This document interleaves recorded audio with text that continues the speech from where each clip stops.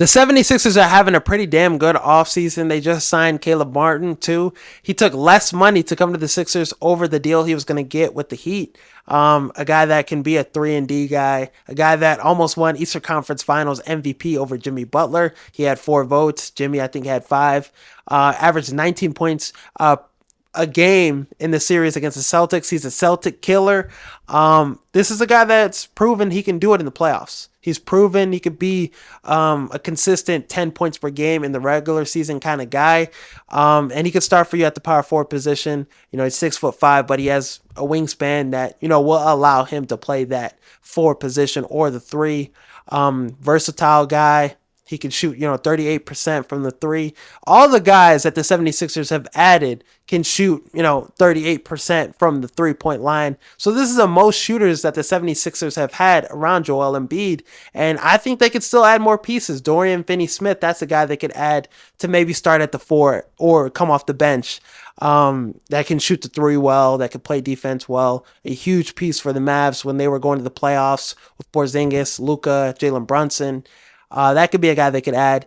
But the 76ers right now, the roster's looking good. Kelly Oubre, they re-signed him. Andre Drummond off the bench. I think they could beat the Knicks. The Knicks, I know they got Mikal Bridges. They got OG. They got 2 of the best wing defenders in the league. They're going to be set up to beat Boston.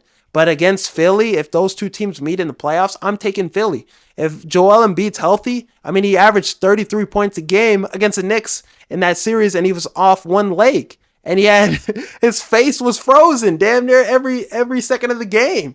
And he had a 50-point performance. Tyrese Maxey is going to continue to take that next step. And Paul George is replacing Tobias Harris. Paul George, he could be Pandemic P in the playoffs. He just got to if he could give you 19 points a game, he was averaging 24 in the playoffs. So if he can give you just that little bit of production, he doesn't have to be the number 1 or number 2 option. He's the 3rd best player.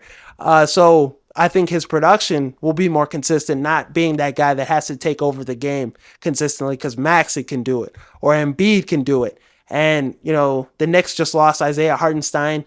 And I know, Embiid was cooking his ass. Mitchell Robinson was better against Embiid, but Embiid's still going to give you problems. What's going to happen if Mitchell Robinson fouls out? Because Embiid is going to make him foul out. He's going to be getting to the free throw line, just applying pressure on the offensive end. So what's going to happen with that?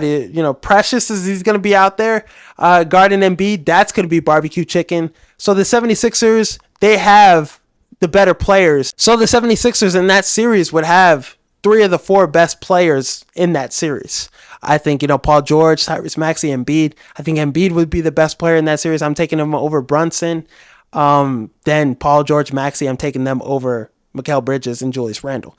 And Nick Nurse, he's a really solid coach. I think if Embiid was healthy, the 76ers would have won that series. Personal opinion. Embiid not being healthy really was the obstacle that the 76ers really couldn't overcome. And Tyrese Maxey did all he could, exerted himself in that, game 5 performance where he had 50 points. In game 6, didn't have enough, but he healed. His performance was good. But if the 76ers get a couple more shooters on the minimum deals, need to get Kyle Lowry back, maybe a Seth Curry, some other guys that can shoot the ball, and maybe Luke Kennard. I've seen Tyus Jones, some Gary Trent, some good options that could come in on a minimum deal. The 76ers, I think, would beat the Knicks in a 7-game series. I know the Knicks, they look really good on paper. Last year, they kind of exerted themselves in the playoffs, but now they have a deeper rotation. Josh Hart, DiVincenzo are going to come off the bench, but give me the 76ers in 7. Some people thought the NFC North was going to be the worst division in football this season. They thought it was going to be as bad as the NFC South.